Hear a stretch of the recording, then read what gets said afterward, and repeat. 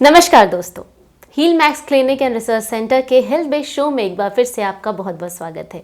मैं हूं अशीता वर्मा और हमेशा की तरह एक नए एपिसोड में नए विषय के साथ आ चुकी हूं। दोस्तों, आज हम जिस बीमारी के बारे में बात करने वाले हैं वो आपकी पर्सनल ही नहीं प्रोफेशनल लाइफ को भी बहुत ज़्यादा अफेक्ट करता है। यानी कि या तो आप बहुत पतले हो जाते हो या बहुत ज़्यादा मोटे हो जाते हो। जी हाँ, आपने बिल्कुल सही पहचाना, मैं थायराइड के बारे में बात करने वाली हूँ। दोस्तों, ये बीमारी आपको हर एज ग्रुप में नज़र आएगी। बच्चों की बात करूँ, बुज़ुर्गों की बात करूँ या टीन एजर्स की बात करूँ, ये आपको हर जगह नज़र आएगी। तो आइए जानते हैं और डीपली समझते हैं कि आखिर हम थायराइड से कैसे बच सकते हैं और साथ ही साथ अगर हो जाए तो कैसे हम क्योर कर सकते हैं। तो आज हमारे स्टूडियो में डॉक्टर राघव मौजूद हैं और उनसे आज हम चर्चा करने वाले हैं और जानने वाले हैं कि कैसे थायराइड से बचा जाए। डॉक्टर राघव, सबसे पहले आपका बहुत बहुत स्वागत है, बहुत बहुत शुक्रिया कि आप आज हमारे स्टूडियो में आए। सो डॉक्टर राघव, आज हम जिस विषय में चर्चा करने वाले हैं वो हर एज ग्रुप में नज़र आता है, चाहे बच्चों की बात करूं, टीनेजर्स की, अडल्ट की या बुजुर्गों की। तो थायराइड आखिर है क्या, सबसे पहले हम ये जानना चाहते हैं। हाँ अशिता जी, जो है आपने बहुत ही अच्छा टॉपिक चुना, थायराइड। नमस्कार मित्रों, आपका हील मैक्स क्लिनिक के हेल्थ बेस्ड प्रोग्राम में आपका स्वागत है फिर से। और आज जैसा कि एक नया टॉपिक लेके आए हैं, थायराइड। तो आज मैं आपको थायराइड के बारे में बताऊंगा। ये थायराइड जो है अब बहुत ही ज़्यादा फैलता जा रहा है। जो आजकल की जीवन शैली है उसके हिसाब से हम देखते हैं तो इसके जो है करोड़ों करोड़ लोग जो है पेशेंट हैं। आप जिसको देखोगे तो या तो बहुत ही मोटे होंगे या बहुत से बहुत पतले होते हैं, उसको देख के पता लग जाता है कि ये तो थायराइड से पीड़ित है। देखिए, थायराइड जो है हमारे यहाँ पे जो है गले में ये थायराइड होता है, एक ग्रंथि होती है जो कि एक हार्मोन रिलीज करती है। उस हार्मोन से जो है हमारे शरीर का विकास, वृद्धि और जो है कमियां जो है वो काफ़ी इससे प्रभावित होती है। तो इसको जो है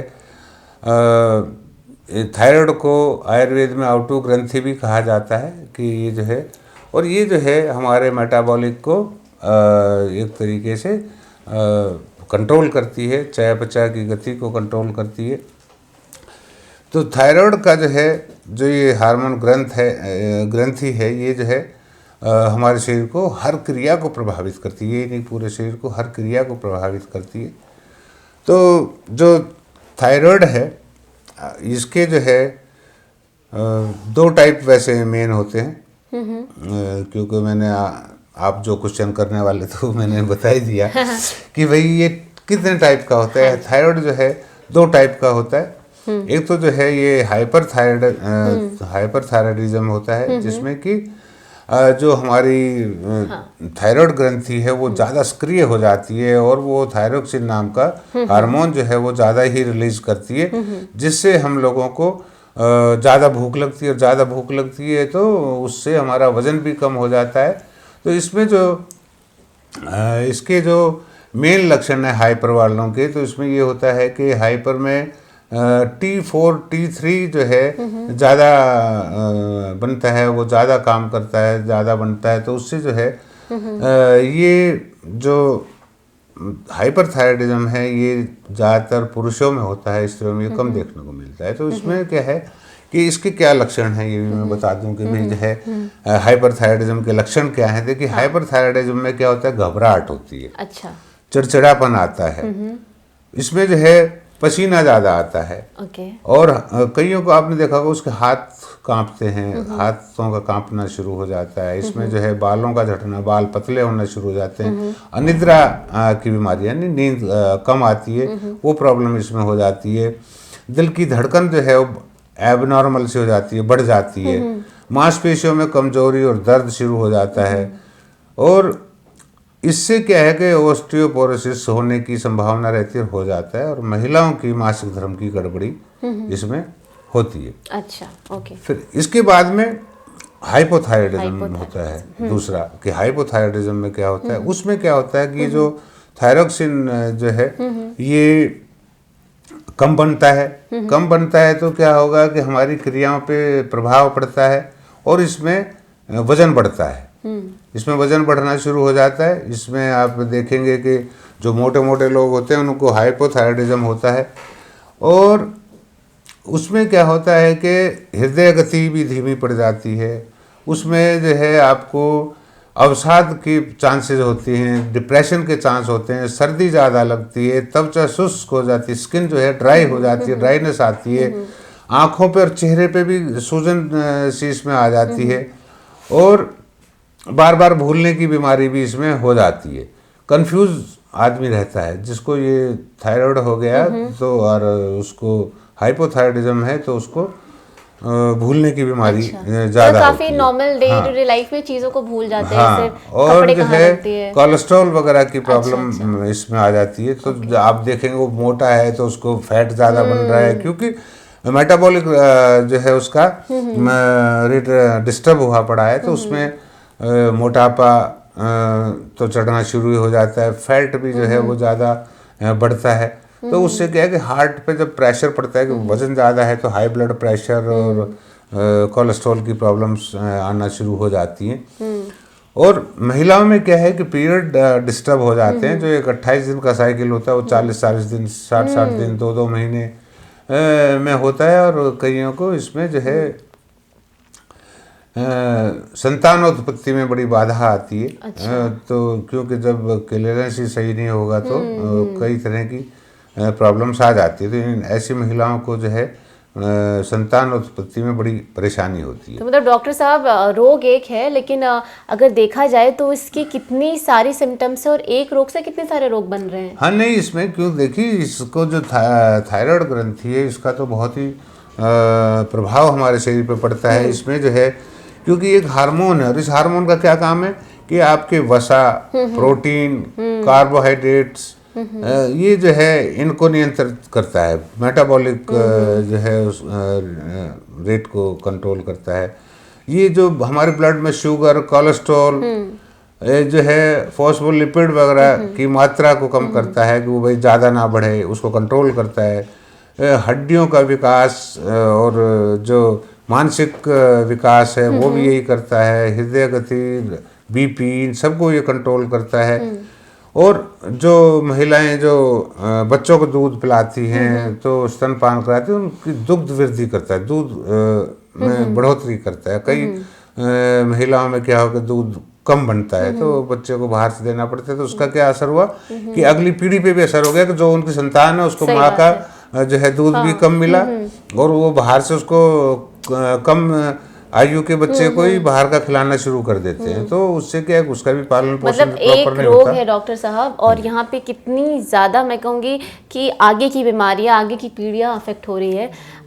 डॉक्टर साहब, इसके कारण क्या है? मतलब थायराइड होने के, क्योंकि बच्चों में देखा जाता है, कई बार ऐसा होता है कि 9-9 साल के बच्चों में थायराइड हो गया है, टीनेजर्स में, अडल्ट में, बुजुर्गों में। तो कारण क्या है थायराइड? नहीं, देखिए, इसमें कारण तो काफ़ी हैं, क्योंकि कारणों में हम देखेंगे कि जो है आजकल की जो लाइफस्टाइल है, मतलब टेंशन, इतना तनाव, हर जगह तनाव है कि ऑफिस में गए वहाँ तनाव, घर में है तो वहाँ तनाव, और कहीं पे भी है तो आप अकेले बैठे बैठे भी तनाव में है कि भाई खन्ना जी तो इतने रईस हो गए, और शर्मा जी मैं उससे भी ऊपर, और मैं कहाँ, ये फालतू के भी तनाव। हाँ। कि भाई जो है आप अपनी कार्य क्षमता के हिसाब से तो सफल होगे जीवन में। जब आप करेंगे कुछ नहीं, बैठे बैठे सपने ले रहे हैं कि मेरे को, मैं यूं कर लूंगा, ये कर लूंगा, और जो है ये शर्मा जी, खन्ना जी, क्या मैं तो गुप्ता जी से भी ऊपर जाऊंगा, ये जाऊंगा, और वो उस हिसाब से मेहनत नहीं करते तो वो फिर कहीं नहीं जाते, और वो डिप्रेशन का शिकार हो जाते हैं। थायराइड का ये एक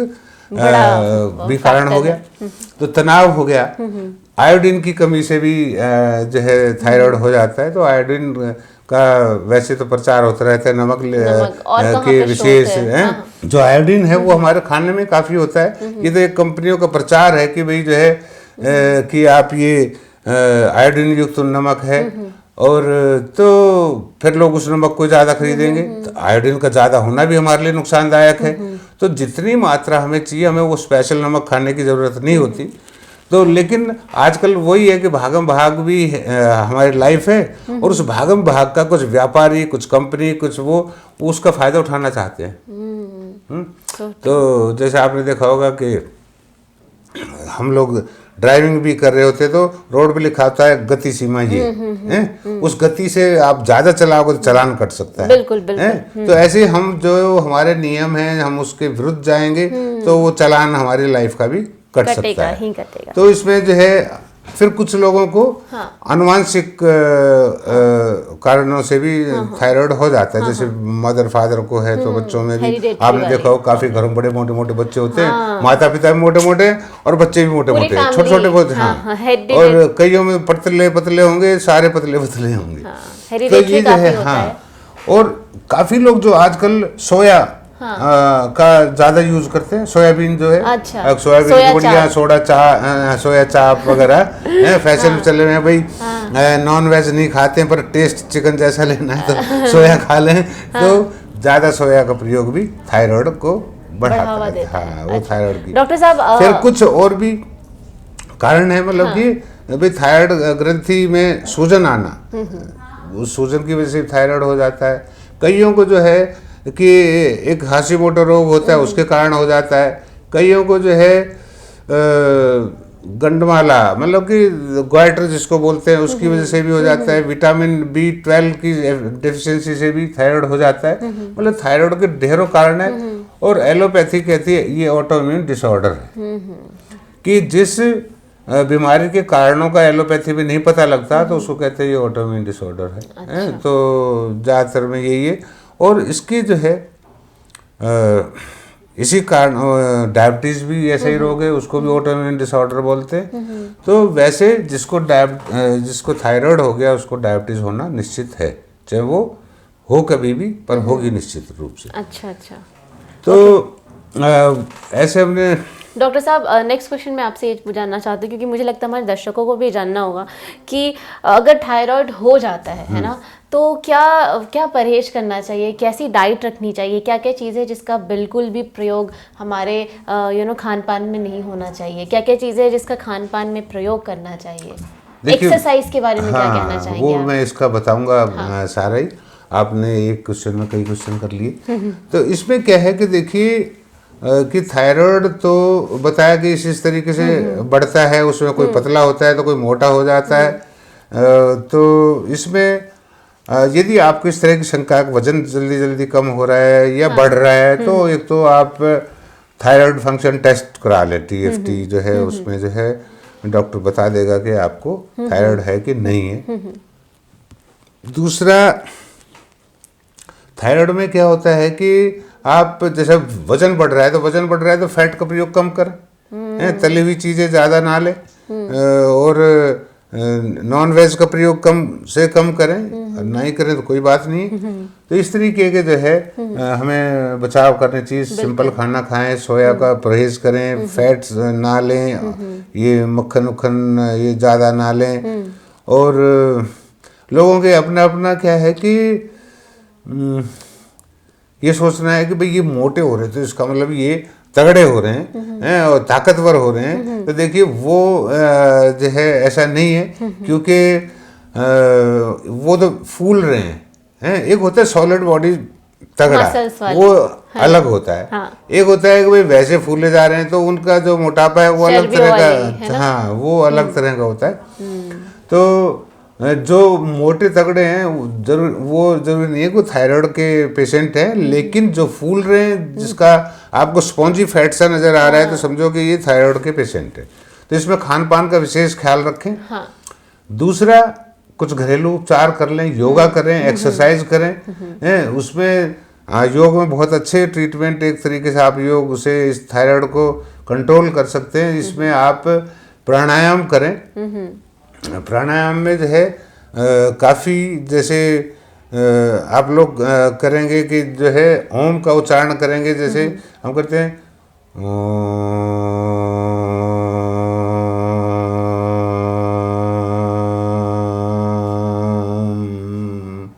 तो इससे क्या होगा कि मैं लंबा तो पूरा दिखाऊंगा नहीं क्योंकि मैं काफ़ी अच्छा योग कर लेता हूँ। तो इसमें क्या है कि वाइब्रेशन हो रही है इस ओंकार से, जो है जो हमारे हिंदू धर्म में जो है ये जो हिंदू धर्म पे भी बात आ गई, तो ये एक साइंटिफिक एक रिलीजन है, एक धर्म है, ये सनातन धर्म जो है ये पूरा रिसर्च पे बना हुआ है, पूरा जो है प्रमाणित है कि भाई ये ओम का क्या है, ये तो नासा ने भी सिद्ध कर दिया कि इसकी वाइब्रेशन का कितना असर होता है। तो इसमें क्या है कि ये जो एलोपैथिक वगैरह है ये तो समझो कि सारा आर्टिफिशियल मामला है कि किसी रोग को हम दबा लें उसको ठीक नहीं कर सकते।